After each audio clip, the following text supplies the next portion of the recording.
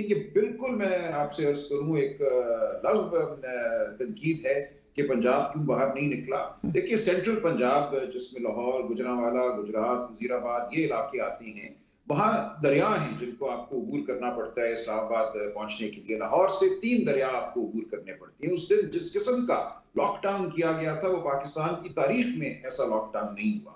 लाहौर शहर को एक पिंजरा बना दिया गया था, एक कैदखाना बना दिया गया था। बहुत कोशिश की उस दिन हमने लाहौर शहर से बाहर निकलने की, लेकिन ये मुमकिन नहीं था। लाहौर शहर के अंदर जहाँ 10-20 लोग इकट्ठे होते थे, वहाँ उन पे लाठीचार्ज किया जाता था, मारा-पीटा जाता था, उनको अगवा किया जाता था।